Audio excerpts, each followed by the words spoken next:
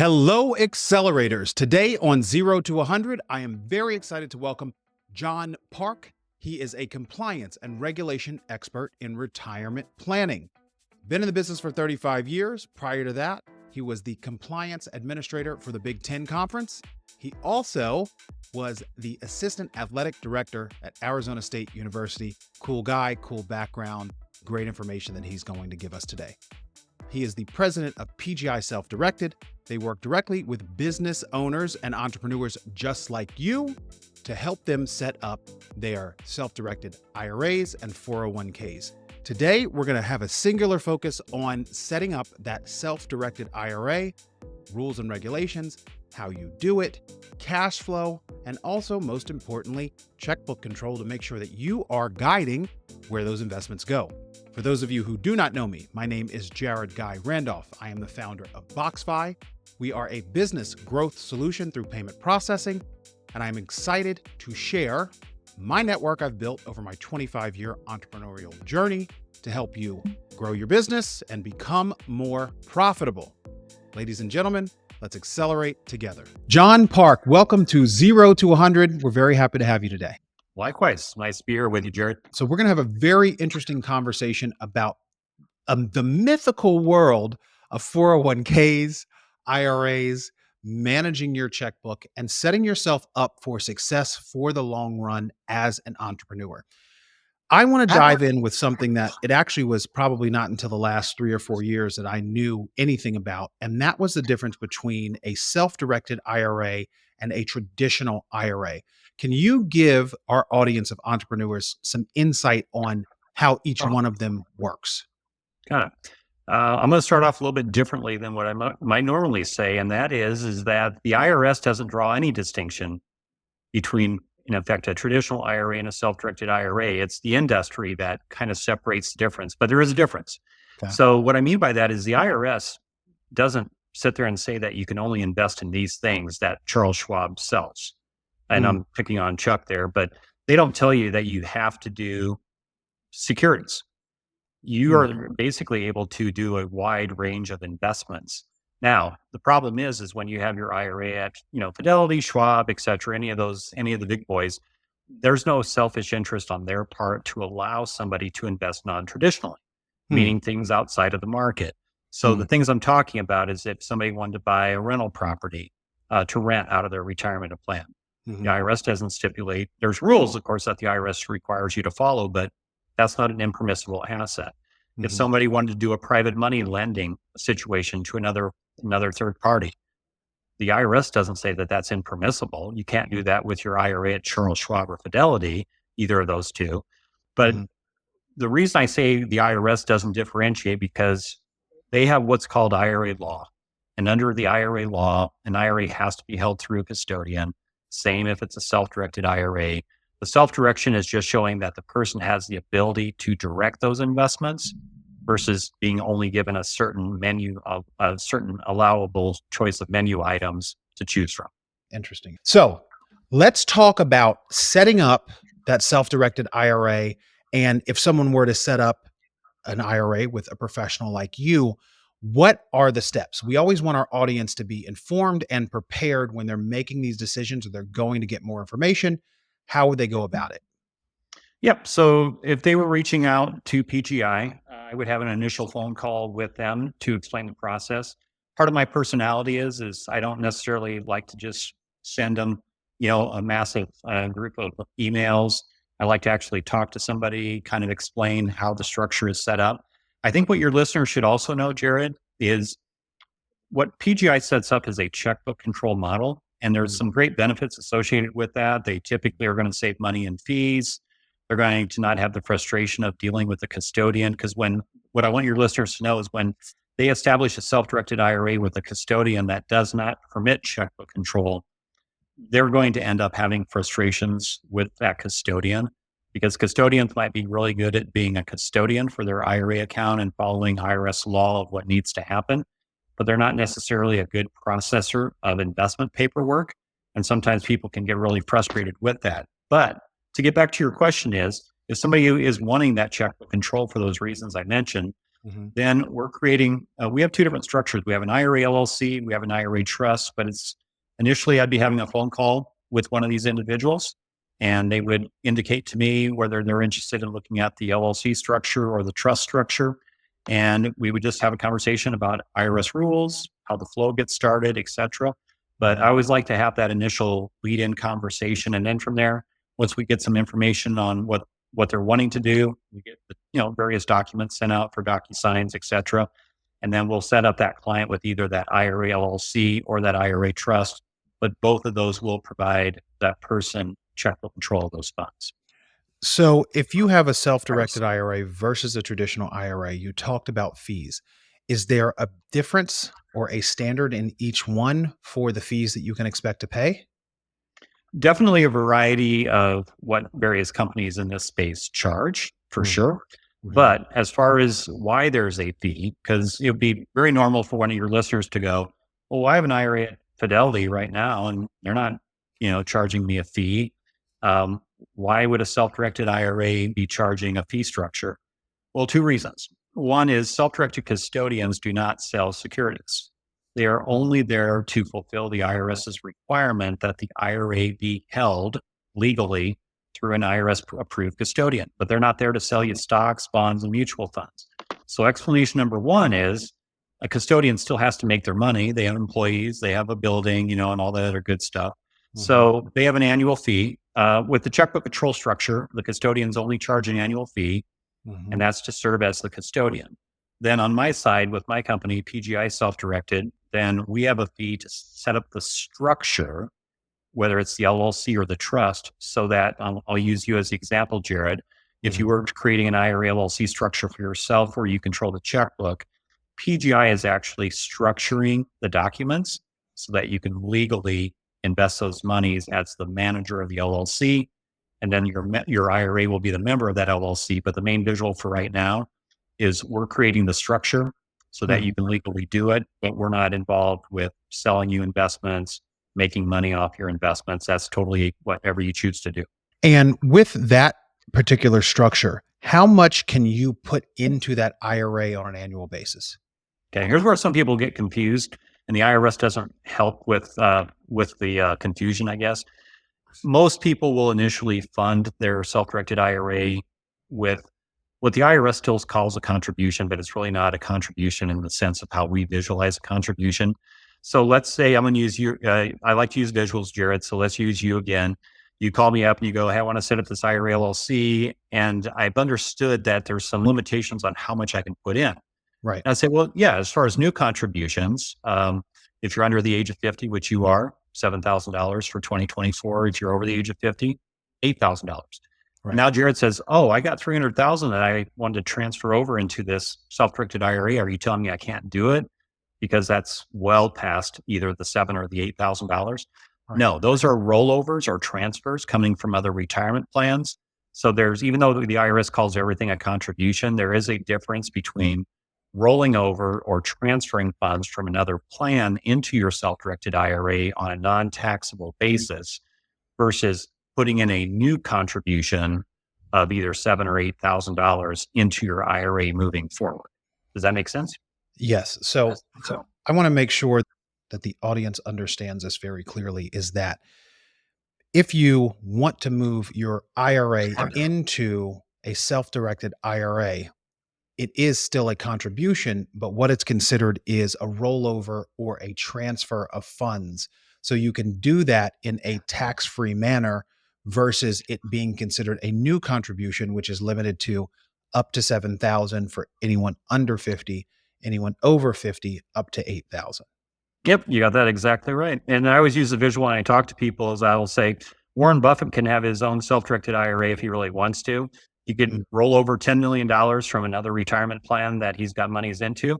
That has nothing to do with the seven or $8,000 contribution limit. very interesting. And maybe I should actually get to this first. Let's talk about the types of investments that you can make with a self-directed IRA that you can't with a traditional IRA. And then when you receive profits from that investment, how they go back into the IRA. Yep. So let's talk. The asset one is really easy. The IRS, as far as there's other rules that come into play, but the only assets that the IRS specifically says that an IRA cannot invest into are life insurance contracts and collectibles. So if Jared called me one day, here's a joke I kind of use with people, and I've never been known for being funny, by the way, so it's not really a joke. But I'll tell somebody, you could call me for 5 straight days, and you might say, can I do cryptocurrency? Yeah, it's a permissible asset. Can I buy a rental property? Yeah. Can I do a real estate syndication? Yeah. Can I be involved in commercial real estate? Yeah. Can I do private money lending? Probably about the 4th or 5th day, Jared, of you calling me, I'm going to say, hey, Jared, I like you. You're a nice young man. But bottom line is, if it's not a life insurance contract, if it's not a collectible, asset-wise, you're fine. Now, how does that compare to Charles Schwab? Well, that's obvious to everybody. If you go to Charles Schwab and say, hey, take $300,000 out of my retirement account, I want to go buy this rental property. Chuck's going to say, hey, we can send you the 300,000, but you're going to be taxed and penalized on taking that money out because we don't sell rental homes here at Charles Schwab. But the IRS does not say that that's an impermissible asset, but Charles Schwab and any company like Schwab has every legal right to be able to say, this is a Charles Schwab IRA, and we will only allow you to invest in securities that we sell. Doesn't mean that the IRS says they can't do other types of investments. Is what Charles Schwab is dictating those rules because it's their IRA. Got you. So we talked about what you can put into it, the self-directed versus the traditional.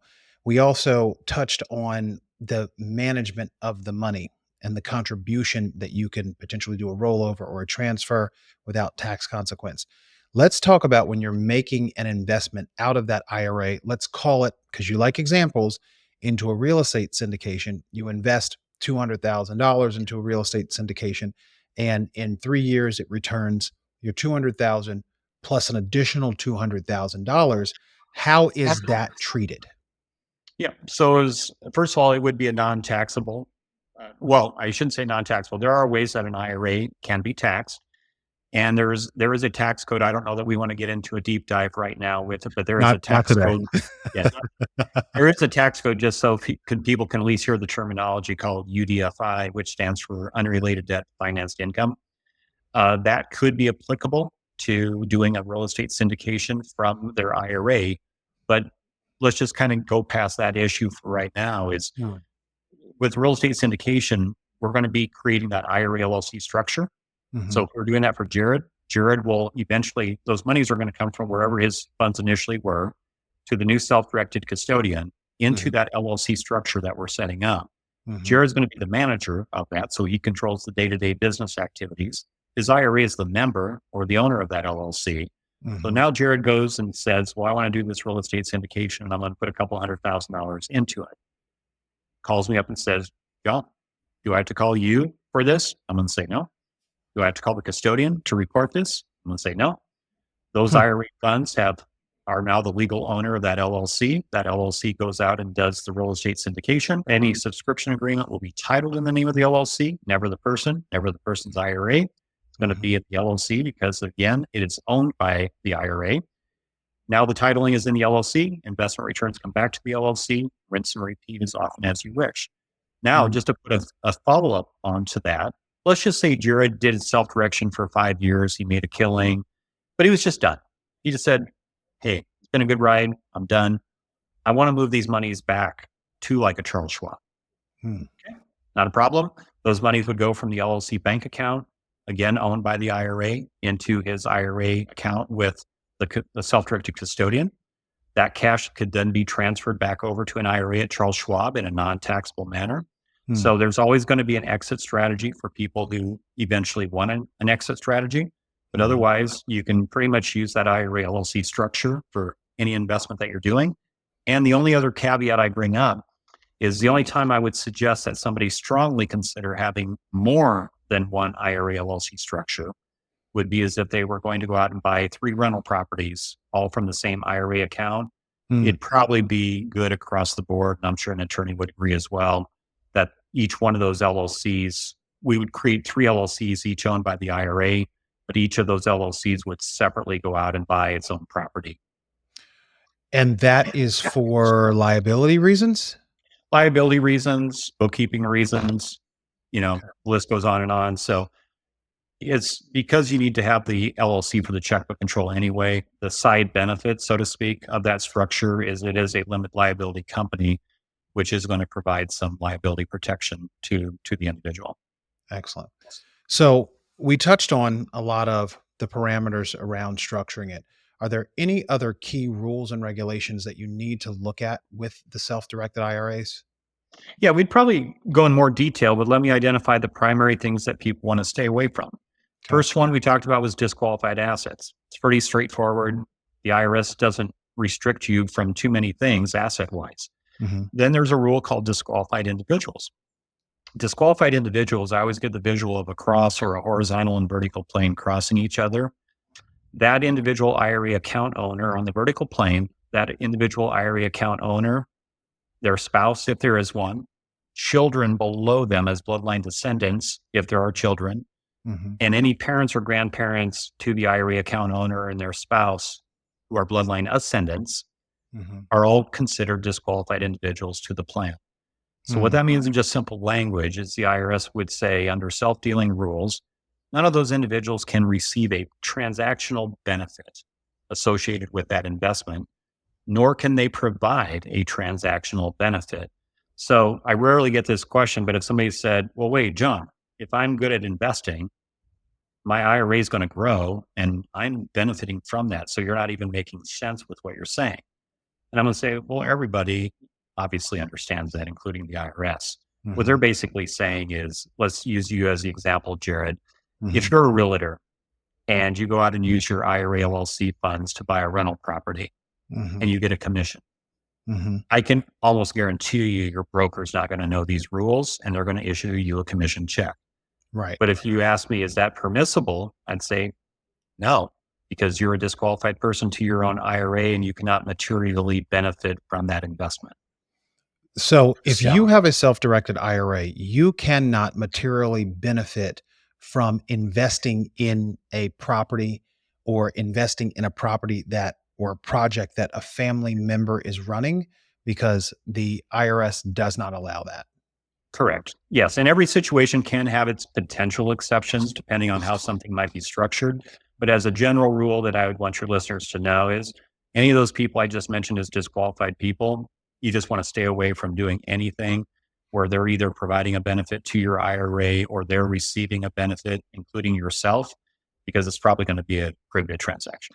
So could you invest in a buy a 20 unit multifamily rental building and hire your son's business as the property manager? I would not do that because Very interesting. Wow. because Okay. the son is a disqualified bloodline Yeah, descendant. yeah. Those are the type of nuances that get you in trouble. And let's talk about if you were to do that, if the IRS found out, what are the consequences of something like that? Well, with an IRA, they're pretty severe. It's what's considered full distribution, which, and here's the example I always give people is let's say Jared had $1 million IRA, but Mhm, he did a transaction that was just $2,000, mhm, thought it was fine. Probably is never going to be audited, but let's just say you were audited and the mhm. IRS comes up with this $2,000 expense and they're asking you to explain it. And you explain it. You don't think you're doing anything wrong, but they don't agree with you.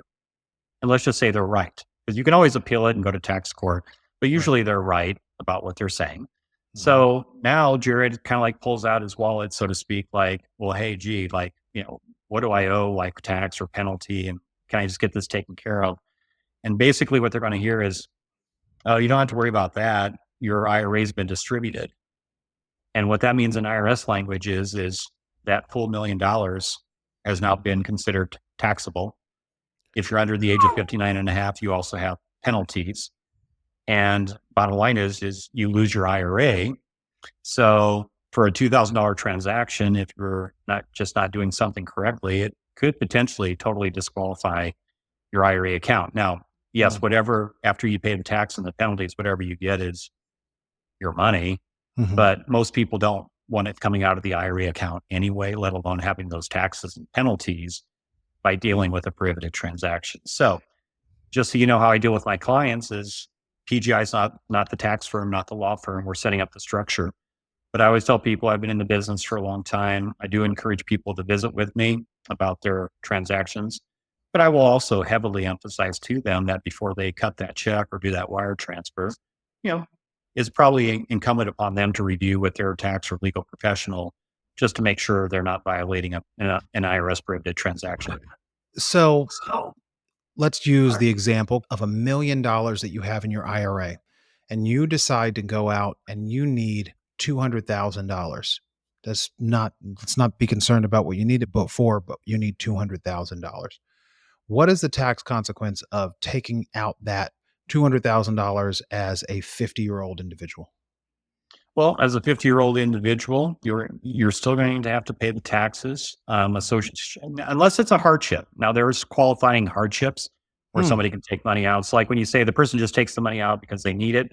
Well, Hmm. it depends on what they need it for. If they have a child going to college with tuition, Hmm. there's exceptions to the normal rules. But if you're just taking the money out because you want to go to Las Vegas and play that one hand of blackjack, and you're 50 years old, you're going to be paying taxes. You're going to have a 10% penalty on top of that.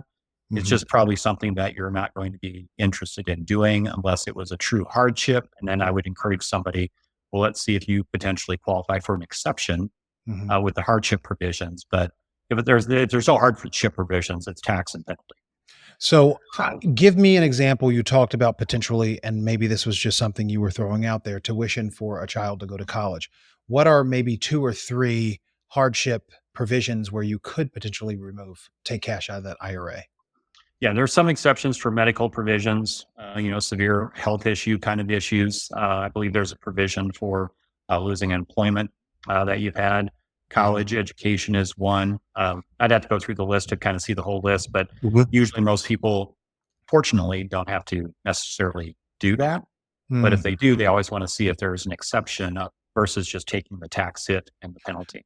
What about instead of taking out the 200,000 from the $1 million IRA, could you borrow against that if you were to go to a lender?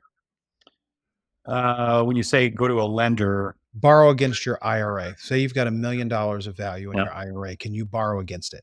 no, you cannot, because again, you're a disqualified person, so you cannot take a loan directly out of. Now, there's an exception when we talk about the solo K. You can take out a loan, what's called a participant loan from your solo K, and that's a Mhm. permissible activity. But Mhm. with an IRA, if you owe me one of the exceptions, you can't just borrow against it or pledge its assets on a loan, because in the eyes of the IRS, that money doesn't belong to you. So, one thing that's really important for the audience to listen to here and key in is depending on the type of investment vehicle, it will only function in one way. If you have a regular investment account, you could potentially borrow against it. But if you have a self directed IRA or an IRA, you cannot borrow against that IRA because it benefits you as the individual. Those are one of the key things to note when you're building your investment portfolio. Yeah, absolutely. And I would encourage your listeners just to realize one simple visual is in the eyes of the IRS, everybody knows this is the money in the IRA is for your benefit in retirement years. Hmm. But prior to that, it's legally owned by the IRA. Yes, it benefits you, but that's why they have these strict rules about you cannot conduct business with yourself, et cetera, or any other disqualified person, because legally speaking, those funds don't belong to you. You're just managing those investments. So let's talk about getting up there in age. And because 0 to 100 is all about accelerating, and we like talking about big numbers, let's say you've got $10 million in your IRA and you're 65 years old, which is young, and you pass away. How is that IRA affected if it's in trust to your estate in terms of taxes? That'll be all depending on how you just identify the beneficiaries. So Okay. I think I know the path you're going with the question. So let's say John's married to Patty, Yep. and John hits the bus, and John's just no longer with us, unfortunately. I would have already identified to the custodian who my intended beneficiaries are. Okay. And for a person who's married, but let's say also has a family living trust, Mhm. most likely the spouse, because the spouse that dies would want the other spouse to be able to live and buy groceries and those kind of things. Right. So the spouse would be identified as the primary beneficiary in almost Mhm. all cases. And then Mhm. the family living trust would be identified as the secondary. So if it was a situation where both people died, let's say simultaneously, then those assets, instead of going to the spouse who's now dead, would go to the trust. And then the trust would distribute those assets based on the trustee's wishes. And I know we're not getting too much into tax and policy, but it ultimately would be taxed based on estate transfer taxes, correct? It could be taxed, but more likely than not, the beneficiary, let's say it was a child, could Mhm. take it as a decedent IRA and then be on a schedule to still be able to use the money to invest, but they would also have to take out taxable distributions. So there's a couple options. It's not like just because you're, let's say, the child and you get the benefits of the IRA, it doesn't mean that you necessarily have to take them all at that time. You could actually move those funds that you got through death into your own inherited IRA. Got you. So this is really important for the audience to listen to, is that there are so many different options that you have when you are looking to create an investment portfolio. Speaking to an expert is always key, and having a team of experts so you're putting together something that is going to be most effective for you and your family in the situation that you're in, because this genuinely is not one size fits all. Now, one thing I do want to talk about, John, it's still in the IRA before we jump to a couple other topics, which will be fun for us to talk about today, is the taxation and the UBIT, the UBIT. Talk to us a little bit more about how they are taxed. Okay. So UBIT and a subsection of UBIT called UDFI, with your permission, I'm going to do it at a 50,000 foot view level Do it. because it can be extremely difficult for people to kind of grasp onto it just over a video. But yes, there are two ways that an IRA can be taxed. UBIT stands for unrelated business income tax. It's basically a scenario where, and this applies to a 401k as well, UBIT does, but that's a scenario where the retirement plan is receiving active profits from a business investment. Mhm. So an example I use, which would in almost all cases trigger UBIT, would be, let's say I own a McDonald's. I don't. Let's just say I did. And Okay. Jared, my company never goes out and tries to solicit investments. Well, let's just say I did. So I reach out to Jared one day and I go, "Hey, Jared, I have this McDonald's. I need to do a facelift with it. I need $50,000. I don't want to necessarily get it from other sources, but Jared, I like you. And what I want to do is I want to borrow 50,000 from you and I'm going to pay you 3% of the profits from my business over X period of time. Mhm. And let's just say you decide to do that investment. Mhm. That would not be illegal. But now your IRA or your 401k would be getting paid based on um, the business activities of that business. Mhm. And there's very good reasons why this rule is in place, by the way. But now, because of that, your IRA or your 401k would owe some money in taxes because it wouldn't be fair for you to receive business income from profits and not have to pay taxes when other people who don't maybe use an IRA or a 401k would be having gains, capital gains taxes associated with that investment. Mm. Rarely do people trigger UBIT, but it's always going to be a situation where their IRA or their 401k is invested into a business opportunity that pays them not interest, because that interest is passive, but actually pays them percentage of profits associated with that business activity. Mm. That's UBIT in a nutshell. UDFI, and your listeners need to know this, only applies to an IRA. It does not apply to a 401k. But what is Mm. it? Stands for unrelated debt financed income. So in short, if an IRA is in either taking on debt itself through like a mortgage on a leveraged property, which is potentially permissible to do, rules have to be followed, but it's potentially permissible to do. Whether it's that situation or, like you mentioned earlier, a real estate syndication. Real Mhm. estate syndications are very popular right now, but I don't know probably that there's a single syndicator in the United States of America that doesn't take on debt. So they may Right. raise monies passively from people like you, me, et cetera, and they may go buy an asset. Let's say it's an apartment complex. Mhm. If they're not taking any debt on that, there's no debt. But let's now say that syndicator goes out and spends $3 million in debt financing to rehabilitate the property. Well, that 3 million was generated through loan. So in effect, what the IRS is saying is the IRA cannot just benefit from investment returns that were generated with debt financing. So in that particular case, when they get a K1, if it's anything more than $1,000 and there was debt financing, there will be a formula where their IRA would owe some tax. but Hmm. it's actually a good rule because there have been abuses in the past. So nobody likes to pay taxes. So everybody understands that. But I always tell people when they're doing syndications, it's, well, first of all, you got to figure out with the syndicator if this UDFI tax will be applicable based on the debt Mhm. financing. And then number two, you're probably getting a very healthy return where, okay, if you have to pay some tax, just pay the tax. It will be the IRA that will pay the tax. Right. Just pay it, get it over with, because your investment return would probably justify that expense anyway. You're setting up your IRA. Who are the key players that you need to have on your team?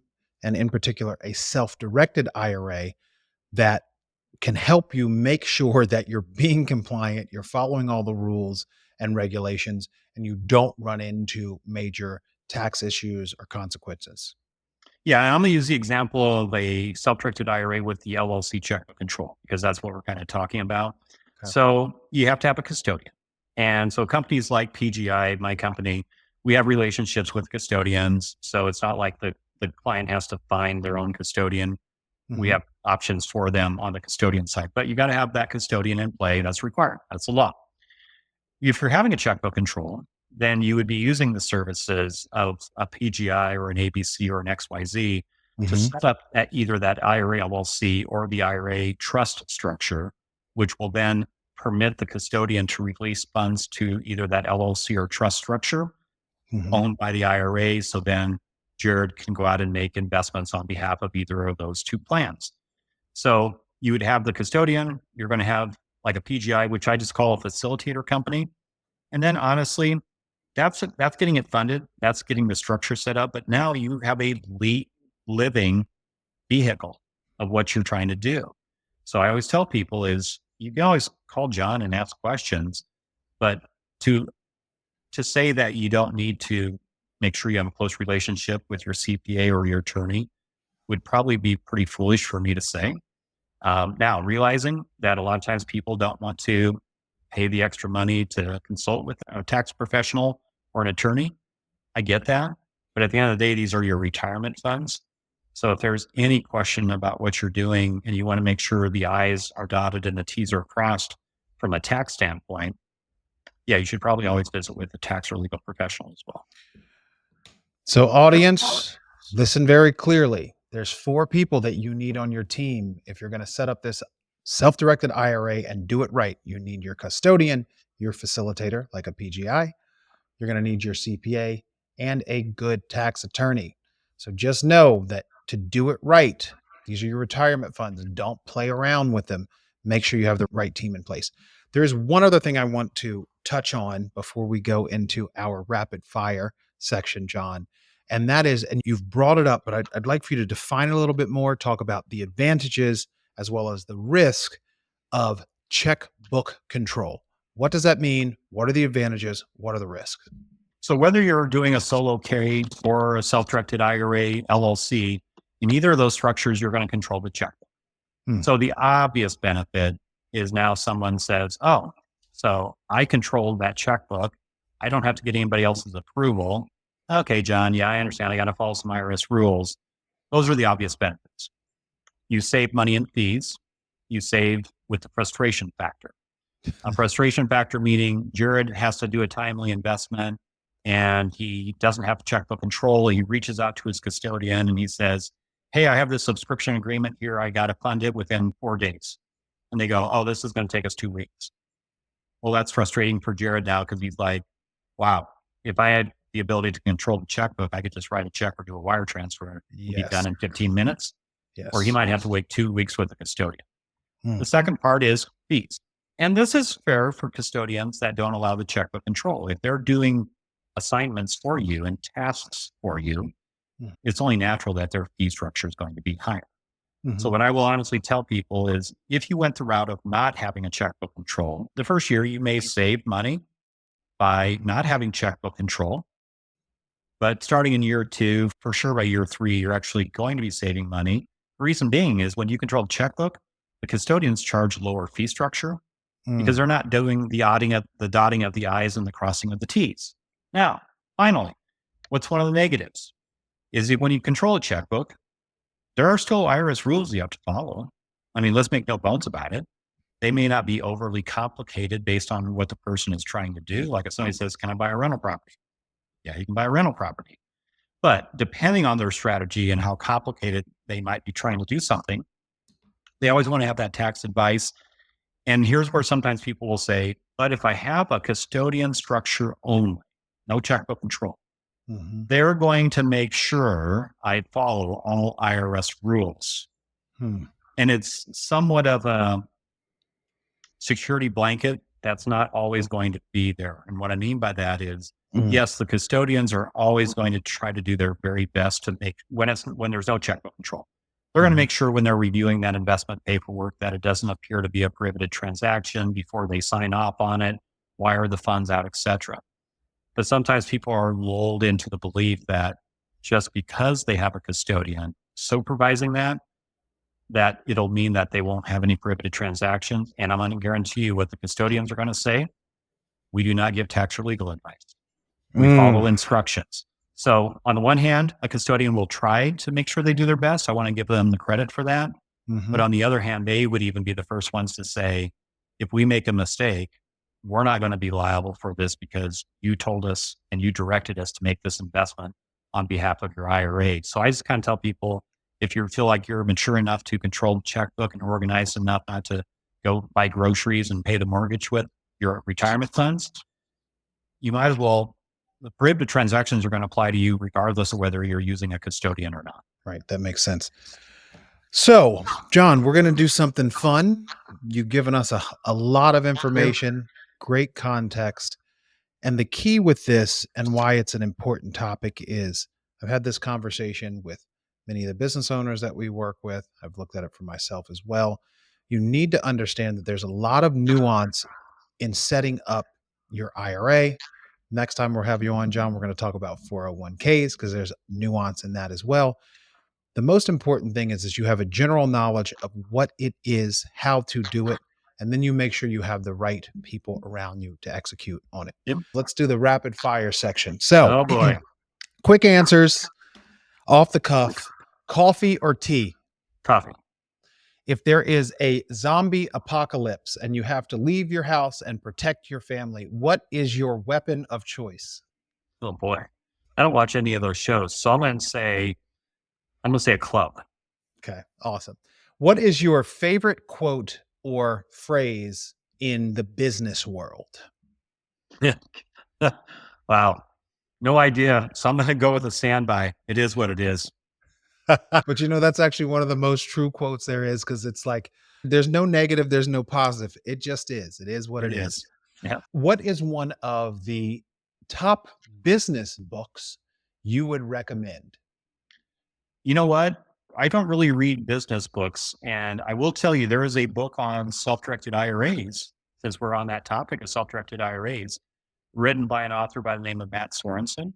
Okay. And it's a very good book. He's a tax attorney, I believe. But anyway, you can get that on Amazon. And for people who are thinking about self-direction, that's a very good initial inroad to the self-directed world by getting that book. What is your favorite movie?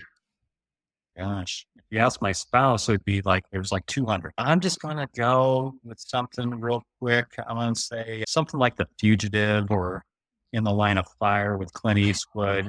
There's so many good movies out there. The Fugitive is actually really good, and I have not watched that in ages, and I'm putting that back on my movie list because I have not really enjoyed the new movies, and I love those old school 90s like action thriller flicks. So here's another one for your listeners. I always used to make fun of people who watch TCM, Turner Classic Movies. And now I don't want to say I'm a diehard fan, but there's a really cute Christmas. It came out in the middle of summer when it was first released, like back in the 40s. But it's a Miracle on Fifth Avenue. And it's about a homeless guy who moves into the home of a rich guy who leaves every winter and goes down south. And he ends up bringing in some other people who are homeless. And they just have a really special time around the holidays talking about what's most important in life. And they're very happy because they're living in a mansion and they're cooking food and sharing time and love together. And so it's just a cute movie. That's awesome. Great one.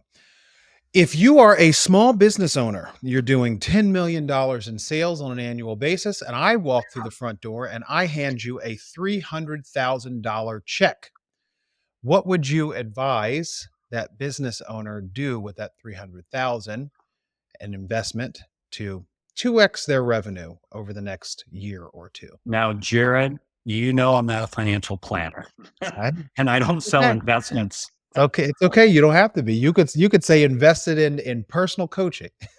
but I personally like real estate. I just have always bought into the philosophy that dirt doesn't move.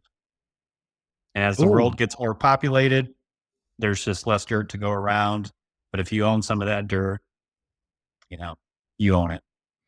I love the quote, "Dirt doesn't move." I'm gonna have to add that to my repertoire. Why it's a really good investment. Dirt can be moved, but it doesn't move itself. So that's Yes, actually dirt can be moved. Yes. that's actually really good. Okay, last question, and I perceive this to be one of the most important questions, is what is the biggest obstacle that you have ever had to overcome in your business to reach the success that you have today?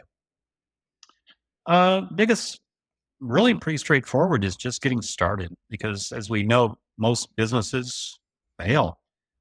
So I think in my case with PGI, just when I started the business back in 2007 or 2008, can't remember which year it was, but it's just being able to stay in the business long enough until you develop a reputation and a name where you start gravitating business towards you based on Mm, clients you've already worked with, so referrals and those kind of things. But I think just that initial probably 6 month period where it's like I really enjoyed this business, but I'm doing it on my own. mm, Am I going to be able to stay in this thing? mm. Early on, that was probably the biggest struggle. Well, you've made it and you started and you're thriving. So, John Park, thank you so much for being on 0 to 100 today. Jared, thank you very much. I appreciate the opportunity. My pleasure.